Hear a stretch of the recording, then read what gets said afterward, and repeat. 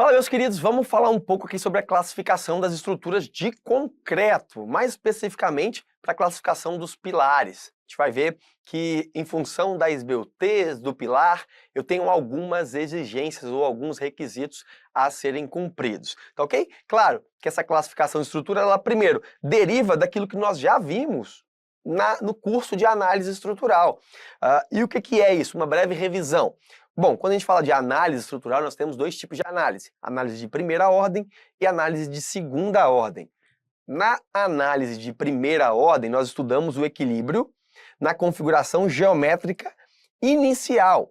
E o nosso material, então a geometria inicial, e o nosso material geralmente respeita ali a lei de Hooke, né? Está dentro da fase elástica. Então a gente, por mais que tenhamos um material aqui assim, com esse diagrama, nós pegamos aqui o material na fase elástica, onde vale a lei de Hooke, tensão proporcional às deformações.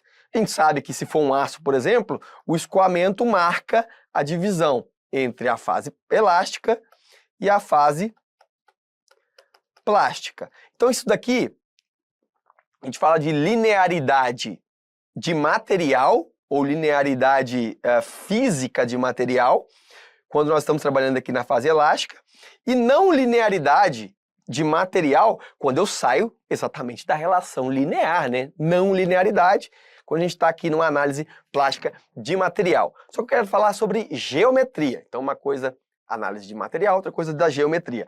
Na posição indeformada, ou seja, tem uma força vertical e uma força, tem uma força V na horizontal e uma força P na vertical. Quando eu faço uma análise de primeira ordem, eu considero que a estrutura é assim antes da aplicação da força e se mantém assim na mesma configuração após a aplicação da força.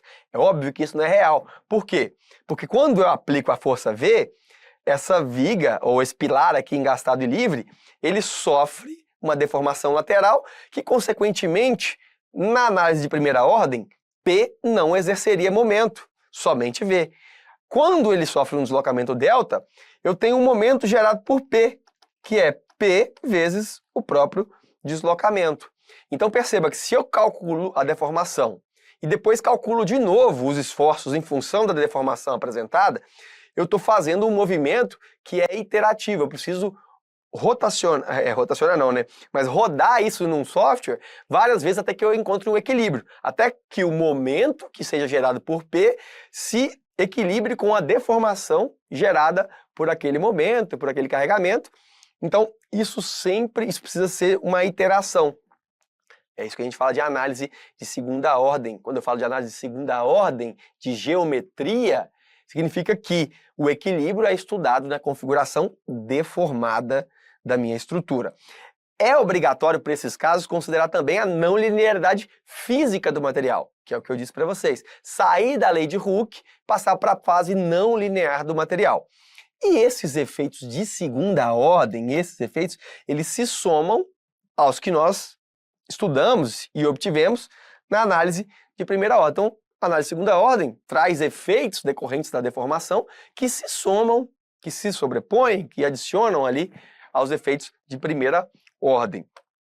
E aí, nisso que a gente vai se concentrar, análise de segunda ordem. Você vai ver que a estrutura de concreto, ela divide em 3 tipos de efeitos de segunda ordem. Quando a gente vai dimensionar uma estrutura, a gente vai ter efeitos globais de segunda ordem, locais e localizados.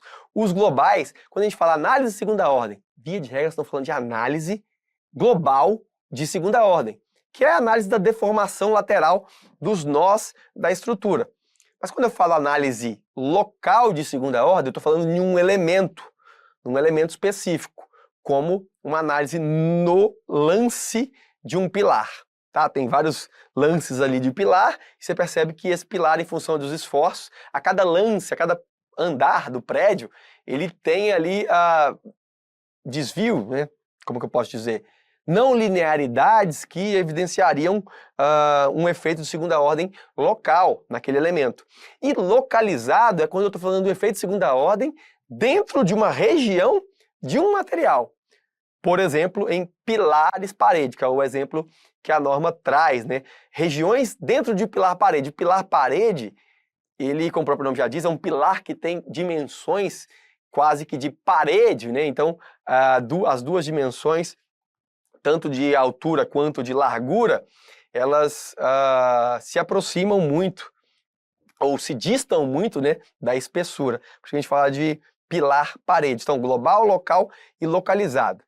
Nós vamos ver, para ficar atento, porque vai ter diferenciação entre isso logo, logo.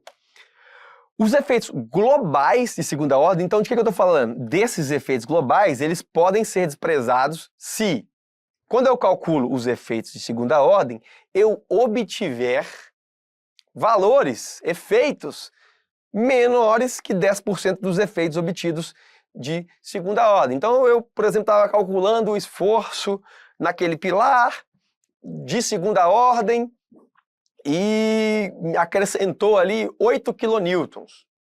E eu tinha, sei lá, 100 quilonewtons de esforço calculado na primeira ordem, calculei, deu 108 quilonewtons naquele pilar ali de segunda ordem. Ou seja, aquele efeito de segunda ordem foi menor do que 10% do de primeira ordem.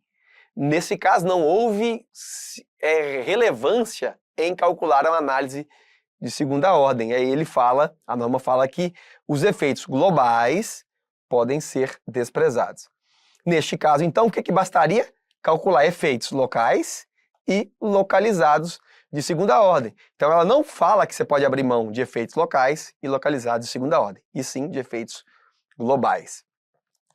Mais uma vez, quando além de 10% do valor de efeito de segunda ordem, existe uma forma que a norma traz para dispensar a consideração, mais uma vez, dos efeitos globais de segunda ordem. São duas formas, na verdade.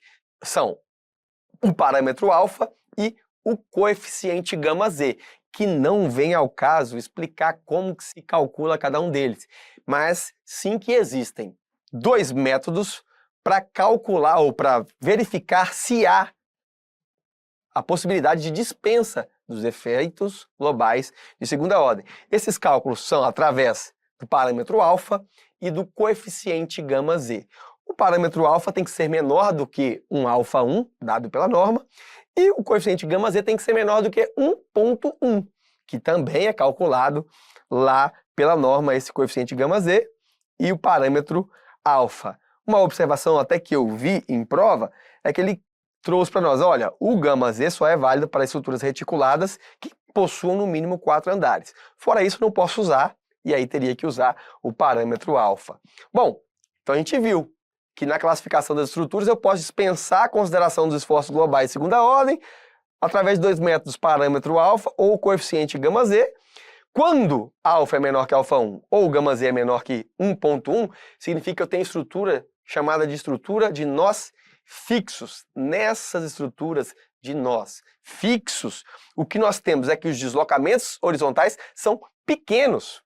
Não é que eles não existam, é que eles são pequenos. E se eles são pequenos, a norma me deixa desconsiderar os efeitos globais de segunda ordem. Lembra dos efeitos globais de segunda ordem? Se eu tenho deslocamento horizontal aqui muito pequeno, esse deltinha aqui muito pequeno, eu posso só considerar efeitos de segunda ordem locais e localizados. Posso dispensar os efeitos de segunda ordem globais. E é isso que a norma diz. Olha, quando a estrutura é classificada de nós fixos, ou seja, alfa menor que alfa 1, ou gama z menor que 1,1, horizontais deslocamentos pequenos, efeitos de segunda ordem obrigatórios, só o local e o localizado, efeitos globais de segunda ordem desprezíveis, se inferiores a 10% dos esforços de primeira ordem, e é obrigatório considerar a não linearidade física. O que eu disse sobre não linearidade física do material? Preciso considerar que o material sai da região aqui onde tensões são proporcionais às deformações. Se ele tiver a níveis de tensões mais altos, eu devo considerar esse trecho ali não linear do material. Mas eu posso desprezar a análise geométrica, né? Eu posso utilizar somente a não linearidade física. A não linearidade geométrica pode ser desprezada, porque nós estamos falando aqui de desconsideração dos efeitos globais de segunda ordem. Óbvio, uma observação aqui, sob a ação de forças horizontais, a estrutura vai ser sempre deslocável. Então, o que eu estou falando de um carregamento vertical que eu tenho na peça, se eu tiver esse carregamento vertical, em tese eu deveria considerar um desalinhamento, um desaprumo para verificar as ações de segunda ordem globais da estrutura, mesmo tendo só cargas verticais. E aí a questão fala o seguinte, olha, eu posso desprezar o efeito global de segunda ordem quando eu tiver cargas verticais, porque a estrutura ela vai ser considerada de nós fixos, então ela não tem grande deformação lateral. Agora, se ela tem, de fato, forças horizontais sendo consideradas, como vento ou algum outro esforço, aí ela vai ser sempre considerada deslocável, porque eu não posso fingir que essa estrutura está enrijecida, fixa, se ela tem forças na horizontal. É isso que é uma observação. E as estruturas de nós móveis? Daí são as estruturas que, obviamente, não são de nós fixos. E se ela tem nós móveis, se ela possui nós móveis, elas têm deslocamentos horizontais consideráveis. Ainda que não exista força horizontal, ela vai ter deslocamento lateral horizontal considerável. Os efeitos de segunda ordem obrigatórios, locais, localizados e globais. Locais, localizados e os nossos efeitos globais. E é obrigatório considerar não linearidade física, que já era obrigatório, e geométrica, afinal de contas, a geometria final é bem diferente da configuração geométrica inicial. E é isso que a norma traz para a gente. E quando eu analiso elementos isolados, a maioria das vezes as questões vão envolver esse tipo de avaliação, análise de elementos isolados, principalmente de pilares. Em regra, a norma traz que a esbeltez de pilar deve ser menor ou igual a 200. Então, na sua cabeça, esbeltez de pilar limitada a 200. Lembrando que esbeltez é um parâmetro adimensional. Com exceção que ele pode ser, ou seja, posso ter um pilar mais esbelto, com esbeltez maior que 200, se a carga for extremamente baixa, for um pouco comprimido. Veja, se o esforço solicitante for menor do que 10% da resistência, 10% de FCD vezes AC, ou seja, resistência do concreto vezes área, me dá a força que aquele concreto resistiria. Se eu tenho um esforço menor que 10% da força resistente daquele concreto, eu falo que o concreto está pouco comprimido. Tá ok? Então ele pode ser mais esbelto. Por exemplo, um poste. Se eu vejo um poste na rua, ele é muito alto para uma seção reduzida. E na prática, eu não poderia ter um pilar daquele jeito. Mas no caso do poste, eu posso ter. Por quê? Embora a esbeltez seja maior que 200, são elementos, né, pilares pouco comprimidos. Eles não têm um edifício todo ali em cima e simplesmente tem que sustentar o peso próprio dos cabos, o seu peso próprio, né? E, no máximo, uma flexão ali, se houver desequilíbrio dos cabos no seu topo. Então, lembrando, os postes são um grande exemplo de esbeltez maior que 200, porque são poucos comprimidos. E, em regra, o limite é 200. Deve-se considerar obrigatoriamente fluência para esbeltez maior que 90. Outro valor que deve ser decorado.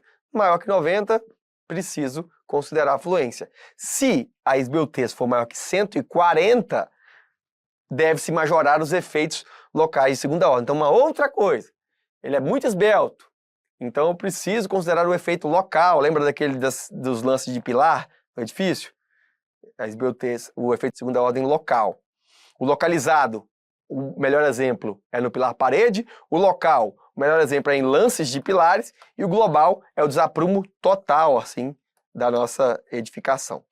Bom, por último, a norma diz o seguinte: dispensa-se dos efeitos locais. Olha, a única vez que está dispensando efeitos locais de segunda ordem, até agora a gente estava dispensando efeitos globais. Dispensa dos efeitos locais de segunda ordem quando a esbeltez for menor que lambda 1. E lambda 1 tem uma expressão lá que eu estou pouco interessado, que é uma dispersão dada pela norma, mas que varia entre 35 e 90. Então ela diz o seguinte: existem três faixas, entre 35 e 90, onde eu posso dispensar os efeitos locais de segunda ordem, acima de 90 e até 140, onde eu preciso considerar ali a fluência, mas eu não preciso majorar os efeitos locais de segunda ordem, de 140 a 200, onde eu preciso considerar a fluência e majorar os efeitos locais de segunda ordem, e acima de 200 só nos casos onde houver tensão, esforço muito menor, ou pouco esforço, ou seja, menor que 10% da capacidade resistente. Parece complexo, resolvendo questões, você vai ver que é um pouco mais simples. E daí, claro, como que se calcula a esbeltez? Comprimento dividido por raio de giração. Raio de giração às vezes chamado de I, ou na resistência dos materiais chamado de R, né? Que é a raiz da inércia sobre a área. E o comprimento equivalente, via de regra, é o comprimento do pilar, tá? Às vezes tem de eixo a eixo, às vezes é de vão livre. A norma traz algumas minúcias que para nós aqui não interessa. É o comprimento efetivo equivalente do pilar dividido pelo raio de giração. E diferente lá do que na resistência dos materiais ou lá em estruturas metálicas, eu preciso ver lá as vinculações, engastado e livre, engastado e engastado, apoiado e apoiado, apoiado e engastado. Aqui não. É LE, comprimento equivalente dividido por inércia. Para todos os casos, LE vai ser bem próximo ali do próprio L do vão. A não ser que a questão fale que é um vão, que é um pilar engastado e livre. Ele sim. Aí eu preciso saber que o valor de LE é igual a 2. Quando eu tenho a viga engastada e livre, ou um pilar engastado e livre, o comprimento de flambagem é sempre 2 vezes o comprimento real. Por quê? Porque na hora que ele flamba aqui, ó, eu tenho um ponto de momento zero, e eu tenho que espelhar aqui para baixo para achar o outro ponto de momento zero, que foi o estudo que Euler fez lá de uma viga biapoiada, que era birrotulada dos dois lados, portanto momento zero dos dois lados. Então aqui, para achar algo equivalente ao que Euler estudou, eu preciso, para trazer aquilo para a nossa realidade de uma viga engastada e livre, ou de um pilar engastado e livre, eu preciso considerar que o comprimento efetivo é 2 vezes o comprimento real. Maravilha? Então, esbeltez, comprimento efetivo dividido por raio de giração. E aí a literatura vem, e tem muita gente que acha que a norma que fala isso, na verdade, a literatura veio e falou o seguinte: bom, a norma traz uma série de requisitos, e aí, em função desses requisitos, eu posso fazer a seguinte classificação. Um pilar menor que 35 de esbeltez é um pilar curto, robusto ou pouco esbelto. Inclusive, os pilares onde eu posso dispensar os efeitos locais de segunda ordem. O pilar entre 35 e 90 são os pilares medianamente esbeltos, entre 90 e 140 os pilares esbeltos, entre 140 e 200 pilares excessivamente esbeltos. Não imagino que seria o pilar com esbeltez maior que 200 ainda, que seria o ultra excessivamente esbelto, mas aí não está na literatura, embora seja possível, está aqui como uma exceção à sua existência. Haja visto os postes aí que nós temos nas redes, né, de distribuição de energia elétrica. Vamos lá. E agora, para determinar os efeitos locais de segunda ordem, que a gente tanto falou aqui, nos pilares, nós temos alguns métodos que eu também não estou interessado que você saiba, porque é para concurso que nós estamos estudando. Então nós temos 2 métodos, método do geral e os métodos aproximados. Esses métodos aproximados se dividem em outros. Quero que você saiba que o método geral, ele é obrigatório para pilares com esbeltez acima de 140. São os pilares que aqui no nosso caso são os pilares excessivamente esbeltos. Daí eu preciso usar o método geral, que é o método mais próximo da realidade, digamos assim. Se for menor que 140, tá ok, a norma me permite usar o método do pilar padrão, acoplado aos diagramas de momento, de normal e de curvatura. Se for lambda menor que 90, aí eu posso usar, né, mais recursos ainda. Pilar padrão com curvatura aproximada, pilar padrão com rigidez K aproximada, pilar padrão para pilares com seção retangular submetidos à flexão composta, oblíqua. Ou seja, quanto menos esbelto, mais recursos, mais formas de calcular por métodos aproximados eu tenho. Até porque não tem tanto risco assim, né? Mas, para esbeltez acima de 140, preste atenção, nós precisaremos ter aqui, obrigatoriamente, utilizar o método geral para a determinação dos efeitos locais de segunda ordem. Tá ok? Vamos então beber uma aguinha aqui, a vinheta rápida, e eu volto com uns exercícios sobre esse assunto.